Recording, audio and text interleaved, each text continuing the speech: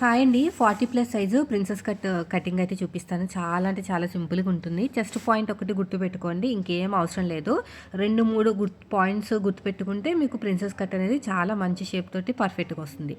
Princess cut మీకు కొంచెం cloth అనేది పడుతుంది. మీరు 1 మీటర్ తీసేసుకోండి. నేను 1 మీటర్ తీసుకొని 4 ఫోల్డింగ్ చేసేసుకున్నాను. తడిపి ఆరబెట్టుకుని ఐరన్ చేసుకొని. ఎందుకంటే ముందు నేనొచ్చేసి ఇలాగ హ్యాండ్స్ కట్ చేస్తాననమాట. అందుకని 2 హ్యాండ్స్ ఒకేసారి కట్ చేయాలి కాబట్టి 4 ఫోల్డింగ్ అయితే చేసుకున్నాను.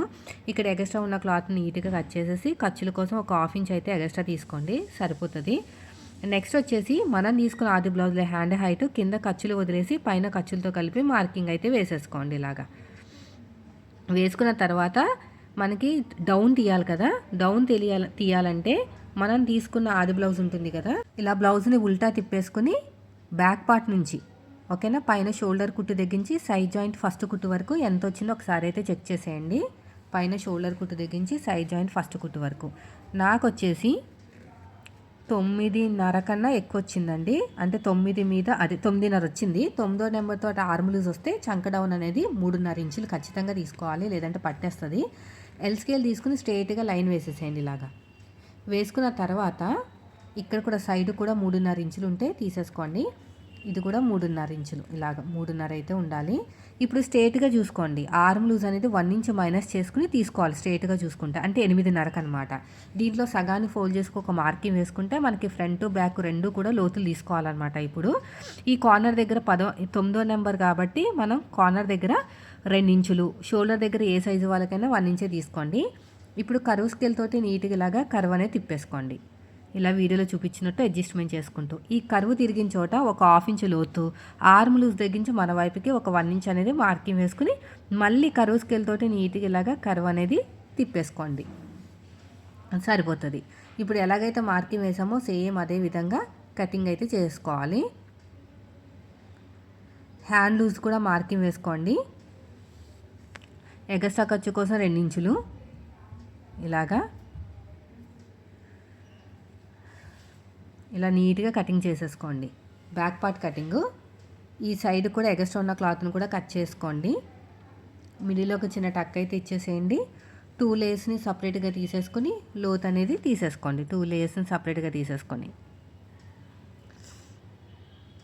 ఇలా మొత్తం కూడా ఇక్కడ ఒక మార్కింగ్ అయితే తీసేసుకోండి. ఇక సైడ్కి అతుకులు పడతాయి కదా, అందుకు నేను ఇక్కడ కట్ చేస్తున్నాను అనమాట. నాకు ఎంతైతే అతుకులు పడతాయో అంతా కట్ చేసేస్తున్నాను. ఇలాగా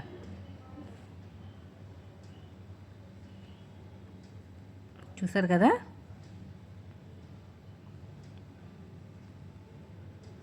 ఇలా మొత్తం కూడా అయిపోయిందండి. బ్యాక్ పార్ట్ కటింగ్ చేయాలి. ఇప్పుడు ఫ్రంట్ ఓపెన్ కాదు, బ్యాక్ ఓపెను. అందుకని చెప్పేసి నేనైతే ఇప్పుడు ఫోల్డింగ్ అనేది ఆపోజిట్లో పెట్టుకుంటాను. కోరాస్ అనేవి నా వైపుకు ఉన్నాయన్నమాట. ఇలాగా ఎల్ స్కేల్ తీసేసుకుని స్ట్రైట్గా లైన్ వేసేసుకోండి. ఇక్కడ కూడా అంతే. ఇక్కడ హైట్ దగ్గర కూడా అంటే మన వైపు కూడా ఈ కూర ఉన్న క్లాత్ ఉండకూడదు. అందుకని చెప్పేసుకుని ఈ ఎగస్ట్రా ఉన్న క్లాత్ను కూడా కట్ చేసుకోండి 1.5 ఇంచు వెడల్పుతోటి. వెనకాల ఉక్సు పట్టి కాజా పట్టి ఖర్చు కావాలి కదా, అందుకు నేను ఒక హాఫ్ ఇంచ్ అయితే తీసుకున్నాను ఎగస్ట్రా ఖర్చు కూడా. ఇప్పుడు మనం తీసుకున్న ఆది బ్లౌజ్ ఉంటుంది కదా, ఇది నేను కుట్టిన బ్లౌజేనండి. ఇలా కరెక్ట్గా పెట్టేసుకుని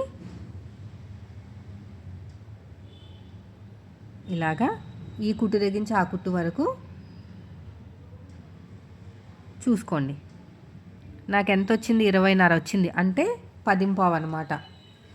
10.5 అనేది మనకి చెస్ట్ లూజు ఒకటో పార్టు. ఇక్కడ 20.5 వచ్చింది. మనం 10.5 తీసుకోవాలి సగము. అది వచ్చేసి కింద మార్కింగ్ వేసుకోండి. దగ్గర 10.5 వచ్చిందండి. 22 ఇంచులు వచ్చింది. 10.5 ఓకేనా. ఎగస్ట్రా ఖర్చు కోసం 2 ఇంచులు. బ్యాక్ పార్ట్లో వీపు పార్టు హైటు, అదేవిధంగా బ్లౌజ్ హైట్ కూడా బ్యాక్ పార్ట్ నుంచి చూసుకోవాలి. ఈ మెయిన్ డాట్ ఉంటుంది కదా వెనకాల, కింద ఖర్చులు వదిలేసి పైన ఖర్చులతో కలిపి మార్కింగ్ అనేది వేసుకోండి. మళ్ళీ ఎల్ స్కేల్ తీసుకుని స్ట్రైట్గా లైన్ వేసేయండి. ఇక్కడ కూడా అంతే.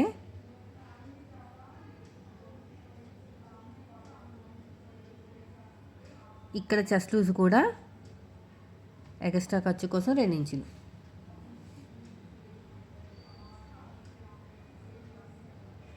ఇక్కడ అంతే.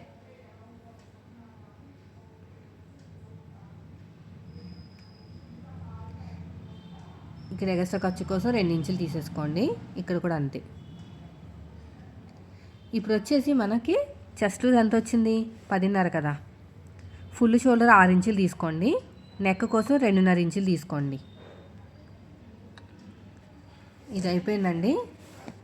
వీపు పాటు హైటు ఖర్చులతో కలిపి మార్కింగ్ అనేది వేసేసుకోండి. పైన 2.5 కదా, కింద 4 ఇంచులు తీసుకున్నాను. ఎందుకక్క అంత ఎక్కువ అంటే వీళ్ళు నెక్ అనేది బాగా బ్రాడ్గా కావాలి అంటారు, అందుకుని. మీకు అవసరం లేదు, పైన 2.5 తీసుకుంటే కింద ఒక 3.5 ఇంచులు 3.5 అలా తీసుకోండి. కానీ 4 ఇంచులు అనేది వీళ్ళకి కావాలన్నమాట. సో ఫుల్ షోల్డర్ 6 ఇంచులు తీసేసుకున్నాను. ఇక్కడ కూడా చంక డౌన్ వచ్చేసి 6 ఇంచులు అయితే తీసుకున్నాను. చూద్దాం, రావాలి కదా. ఎల్ స్కేల్ సహాయంతో స్ట్రైట్గా లైన్ అనేది వేసేసుకోండి ఇలా మొత్తం కూడా. షోల్డర్ దగ్గర కావాల్సినంత ఖర్చు వదిలేయండి. ఆ కరువు లైన్ పక్క నుంచే మీరు కొలుచుకోండి ఎంత వచ్చింది ఏంటనేది. నాకు వచ్చేసి కొంచెం లోపలికి వచ్చింది, అందుకని మళ్ళీ నేను కొంచెం పైకి పెడుతున్నాను చంక డౌన్ అనేది. ఇప్పుడు మనకి ఆర్మ్ లూజ్కి మ్యాచ్ అయిపోతుంది అనమాట చెస్ట్ లూజ్ అనేది. ఆ కరువు లైన్ కింద నుంచి అంటే దాని పక్క నుంచి కొలుచుకోవాలి, దాని లైన్ పైనుంచి కాదు. షోల్డర్ దగ్గర ఎంతైతే ఖర్చు కావాలో అంత ఖర్చు వదిలేసుకుని మరి. సో సెట్ అయిపోయిందండి. నెక్స్ట్ వచ్చేసి నడుము లూజ్. ఇప్పుడు నడుము లూజ్ వచ్చేసి కాజా పట్టి వదిలేసి ఉక్సు పట్టి వరకు ఎంత వచ్చిందో చెక్ చేయండి. ఇలాగా 37.5 వచ్చింది దగ్గర దగ్గర నాకు. దీంట్లో 4 భాగాలు చేసుకోండి. 37.5ని 4 భాగాలు చేసుకుని దీనికి ఒక 1 ఇంచ్ అనేది యాడ్ చేసుకోవాలన్నమాట. 37.5 4 భాగాలు చేసుకుంటే 9.5, దీనికి 1 ఇంచ్ కలుపుకుంటే 10.5. 10.5కి మార్కింగ్ వేసుకుని సగానికి ఫోల్డ్ చేసుకుని ఒక మార్కింగ్ వేసుకుని ఆ మార్కింగ్ అటొక 1/2 ఇంచ్ ఇటొక 1/2 ఇంచ్ కూడా వేయాలన్నమాట.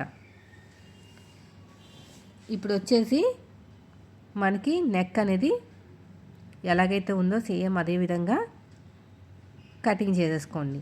ఇక్కడ కూడా అంతే, ఇలాగా. ఇటు సైడ్ కూడా అంతే. ఇక్కడ చిన్న టక్ అయితే ఇచ్చేసేయండి, ఇక్కడ చిన్న టక్ అయితే ఇచ్చేసేయండి. ఇదే మార్కింగ్ అడుగు భాగంలో కూడా చేసుకోండి. నెక్స్ట్ వచ్చేసి ఫ్రంట్ పార్ట్ ఫోల్డింగ్ అనేది మన వైపుకు ఉండాలి.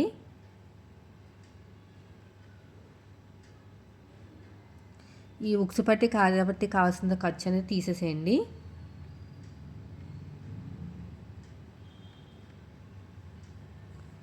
బయటకు ఉండాలన్నమాట, ఫ్రంట్ పార్ట్లో ఉండకూడదు. ఇప్పుడు బ్యాక్ పార్ట్ ఎలాగుందో సేమ్ యాస్టీజ్గా ఫ్రంట్ పార్ట్ మార్కింగ్ కూడా వేసేసుకోండి. ఇలా నీట్గా మార్కింగ్ అనేది వేసేసుకోవాలి మొత్తం కూడా.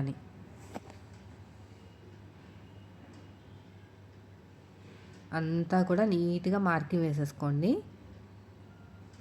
ఈ సైడ్ జాయింట్ వైపు కూడా అంతే, ఒక 1.5 ఇంచ్ ఎక్కువ తీసుకోవాలి. కట్ చేసి కుడతాం కదా ఫ్రంట్ పార్ట్లో మనకి ప్రిన్సెస్ కట్. ఈ బ్లౌజ్ హైట్ ఉంది కదా, బ్యాక్ పార్ట్ ఆధారంగానే వేసుకోవాలి. డాట్ దగ్గర మాత్రం ఒక 1/2 ఇంచ్ అనేది ఎక్కువ తీసుకోవాలన్నమాట. ఓకేనా? ఏ డాట్ మనకి ఫ్రంట్ పార్ట్లో డాట్ దగ్గర నేను చెప్తాను ఇప్పుడు. ఇక్కడ చంక దగ్గర ఒక 1/2 ఇంచ్ లోతు అనేది తీసేసుకోండి ఇలాగా. షోల్డర్ దగ్గర ఎంతైతే ఖర్చు కావాలో అంత ఖర్చు వదిలేయండి. ఇది వచ్చేసి మనకి 40 సైజు బ్లౌజ్ కాబట్టి షోల్డర్ దగ్గర కావాల్సినంత ఖర్చు వదిలేసుకుని 11 ఇంచులకి చెస్ట్ పాయింట్. కింద వచ్చేసి 4 ఇంచులండి, పైన వచ్చేసి 4.5, 1/2 ఇంచ్ ఎక్కువ తీసుకోవాలి. అర్థమైంది కదా? అది చెస్ట్ పాయింట్ అనమాట. ఇక్కడ డాట్కి మధ్యన గ్యాప్ నేను 3 ఇంచులు తీసుకుంటున్నాను. వీళ్ళకి చెస్ట్ హెవీగా ఉంటుంది. లైన్ అనేది ఇలా రావాలి, ఒక 1 ఇంచ్ పైకి వెళ్ళి ఇలా షేప్ తిప్పాలి. కింద 1/2 ఇంచ్ అనేది ఎక్కువ తీసుకోవాలి. డాట్ దగ్గర కింద ఒక 1/2 ఇంచ్ ఎక్కువ తీసుకోవాలన్నమాట. ఓకేనా? ఇది వచ్చేసి చెస్ట్ పాయింట్ అండి, ఇది చెస్ట్ పాయింట్ అంటారు.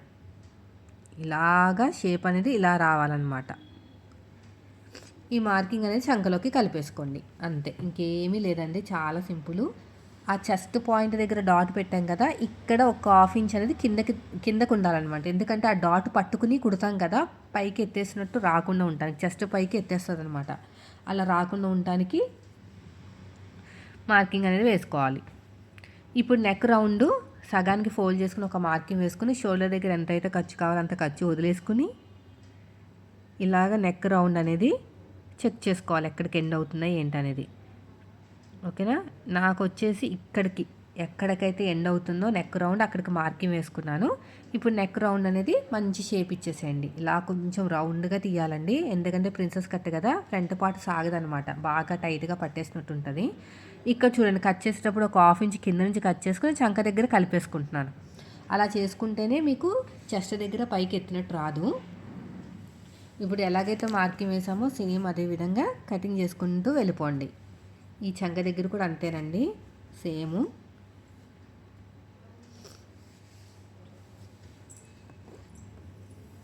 ఇలా మొత్తం కూడా అంతే.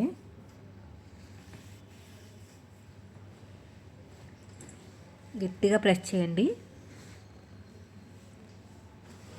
గట్టిగా ప్రెస్ చేస్తే మనకి అడుగు భాగంలో కూడా మార్కింగ్ అనిపిస్తుంది. నా స్టైల్లో మీరు ప్రిన్సెస్ కట్ నేర్చుకోవాలి అనుకుంటే మాత్రం నేను ఇప్పుడు ప్రిన్సెస్ కట్ మార్కింగ్ ఇప్పుడు కట్ చేయను. ఒరిజినల్ క్లాత్ లైనింగ్ క్లాత్ రెండింటిని గమ్ పెట్టి జాయిన్ చేసిన తర్వాత అప్పుడు కట్ చేస్తాను. అప్పుడు మనకి కన్ఫ్యూజ్ అవ్వదన్నమాట ఏది ఎటువైపుకి వస్తుంది ఏంటనేది. ఇప్పుడు బ్యాక్ పార్ట్ మీద ఫ్రంట్ పార్ట్ పెట్టేసుకుని ఏమన్నా సైడ్ జాయింట్ వైపుకి ఎక్కువ తక్కువ వస్తుందో లేదా చూసుకోవాలన్నమాట. సైడ్ జాయింట్ వైపుకి మాత్రమే, మళ్ళీ షేప్ దగ్గర కాదు, షేప్ దగ్గర ఒక 1/2 ఇంచ్ ఎక్కువ ఇచ్చాం కదా, అది మాత్రం కట్ చేయకూడదు. వీడియో నచ్చితే లైక్ చేయండి.